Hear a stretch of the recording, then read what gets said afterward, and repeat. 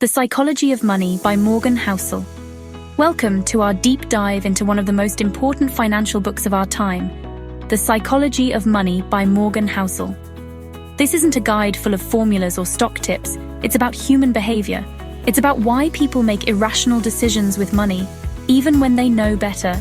Through stories, insights, and research, Housel shows that managing money isn't about what you know. It's about how you behave. And that makes all the difference. Whether you're just starting your financial journey or you're looking to sharpen your mindset, this video will leave you thinking differently about wealth, success, and happiness. Chapter 1. No one's crazy. Everyone has a story behind their financial decisions. What may seem irrational to you is perfectly reasonable to someone else because of their unique life experiences.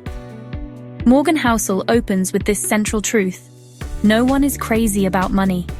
If you were born in the 1950s and experienced the booming post-war economy, your outlook is different than someone born in 1990 who lived through the dot-com crash and 2008 recession. People's behaviors around money are shaped by personal histories. Data doesn't always change beliefs, because beliefs are often tied to deeply emotional experiences. A person investing heavily in gold may have grown up watching their parents lose everything in a stock market crash. Housel's point is to encourage compassion, not criticism.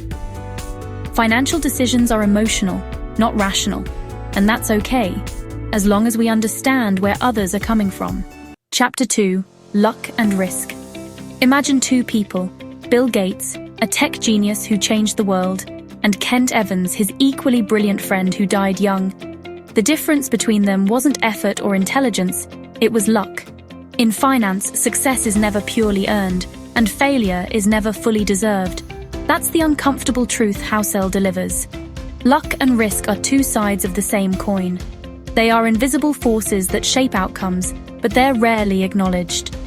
People love success stories, but they often ignore the unseen failures. The smart, talented, hard-working people who simply weren't as lucky. Acknowledging the role of luck fosters humility. Accepting the risk of failure, even when you've done everything right, builds resilience. You can't copy someone's results without copying their circumstances. And that includes the randomness they benefited from or suffered through. Chapter 3. Never enough. How much is enough? That's a question few people ask, and even fewer can answer. Rajat Gupta, once the CEO of McKinsey, had wealth, power, and respect. Yet he still wanted more, and ended up in prison for insider trading. Meanwhile, Warren Buffett, worth billions, lives in a modest home and avoids flashy spending. The difference? One knew what enough looked like.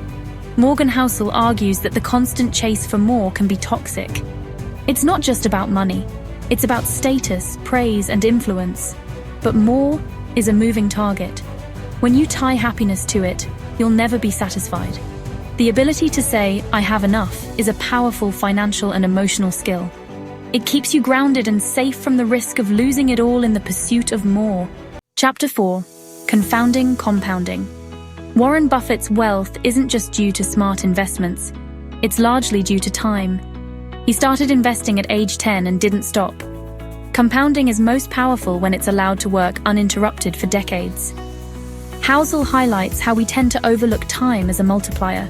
The real magic of compounding isn't just high returns, it's consistently decent returns over a long time. But our society loves instant gratification, which often disrupts compounding before it can fully work its magic. Chapter 5. Getting wealthy versus staying wealthy. Getting rich and staying rich are two different skills. Getting rich may require boldness and risk. Staying rich demands humility, frugality, and a fear of losing it all. Housel emphasizes that survival is key, the ability to endure long enough to see gains materialize. Survival isn't exciting, but it's what allows compounding to happen. Living to fight another day, financially, is often the best investment strategy. Chapter 6. Tails, you win. A small number of events often account for the majority of results, in finance and in life. Housel explains that tail events, rare impactful occurrences, drive most outcomes. Amazon and Apple were once risky bets that turned into massive wins. Most of the time, things may go as expected, or even fail. But a few outstanding outcomes make up for many average or failed ones. Chapter 7. Freedom. The highest form of wealth, Housel argues, is the ability to wake up and say, I can do whatever I want today. Time freedom, not money, luxury, or recognition, brings the greatest happiness. Money should be a tool to buy time and autonomy, not more stuff. People are happiest when they control how they spend their time. Chapter 8. Man in the car paradox. People often buy expensive things to impress others. But here's the paradox. When someone sees you in a luxury car, they don't admire you. They imagine themselves owning it. Your status symbol doesn't make others think more highly of you. It just makes them desire the object. True respect and admiration are earned by behavior, not by possessions. Chapter 9. Wealth is what you don't see. Wealth is often invisible. It's the money you didn't spend. The flashy lifestyle might signal high income, but not necessarily high wealth. Real wealth is hidden in savings, investments, and freedom. The irony is that people spend to show off wealth, which destroys the very wealth they're trying to show. Chapter 10. Save money. Savings give you options, security, and time. You don't need a specific reason to save. Having a cushion allows you to handle the unexpected. It's the difference between surviving and thriving. Saving is more important than investing when building initial financial stability.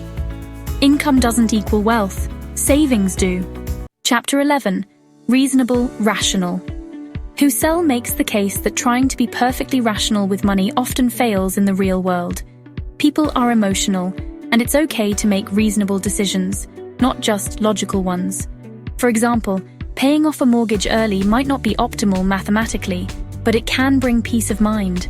Behavior that feels right and helps you sleep at night may be more sustainable than a purely rational strategy. Real-world success often comes from practical consistency, not spreadsheet perfection. Chapter 12. Surprise. The most important financial events are often surprises. Market crashes, pandemics, technological revolutions. These can't be predicted accurately, yet they shape everything. Housel advises planning for surprises, not trying to avoid them. The lesson? Leave room for the unexpected. Flexibility and humility protect you more than forecasting ever will. Chapter 13. Room for error. Always build a margin of safety into your plans. Whether it's extra savings, insurance, or conservative estimates, room for error is a safeguard against inevitable mistakes or randomness. You don't need to be perfect. You just need to be prepared. It's not pessimism, it's realism. Chapter 14. You'll change. We often underestimate how much will change in the future. Our goals, values, and interests evolve. That's why it's dangerous to lock yourself into rigid financial plans based on what you want today. Plan flexibly. Build in options for the unknown future version of you. Don't just ask, what do I want now? Ask, will future me still want this?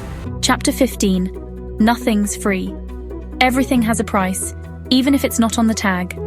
Market volatility is the price you pay for long-term growth. Stress, uncertainty, and patience are part of the cost of investing. If you want the reward, you must be willing to accept the cost. That's the real price of wealth, not just money. Chapter 16. You and me. Everyone has different financial goals, time horizons, and risk tolerances. What looks like a bad decision to one person may make perfect sense to another.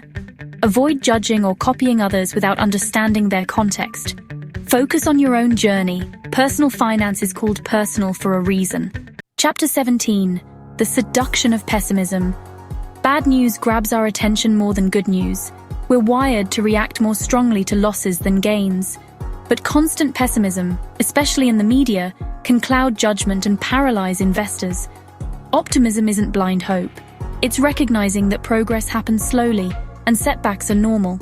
Over time, the world gets better. Chapter 18. When you'll believe anything.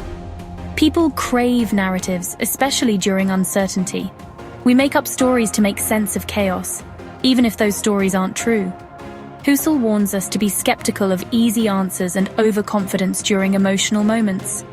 Stay grounded in long-term thinking and resist the urge to act on fear or hype. Chapter 19, All Together Now. In the final chapter, Housel ties everything together. Financial success isn't about intelligence or knowledge. It's about behavior. Save consistently, stay patient, avoid extremes, plan for change and surprises, respect the power of time. Small, consistent, behavior-driven decisions over time are what build real wealth. At its core, the psychology of money teaches us that success with money is less about what you know and more about how you behave. Intelligence, spreadsheets, and market analysis matter, but not nearly as much as patience, humility, discipline, and a long-term perspective. Money isn't just a numbers game, it's an emotional game. It's about understanding your relationship with risk, time, freedom, and enough. The true wealth is being able to live life on your terms, sleep peacefully at night, and build a future you're proud of, without constantly comparing yourself to others. As Housel puts it, doing well with money has a little to do with how smart you are, and a lot to do with how you behave. When you embrace the principles of simplicity, moderation, and consistency, and you acknowledge that uncertainty is always part of the equation, you give yourself the best chance at financial success. Let this book be a mirror, not a map. Reflect on your own behavior, your own values, and write your own definition of wealth. Thanks for watching. The Psychology of Money reminds us that mastering money is less about spreadsheets and more about self-awareness. If this video helped shift your mindset, hit like, subscribe, and share it with someone you care about. What was your biggest takeaway? Let us know in the comments below.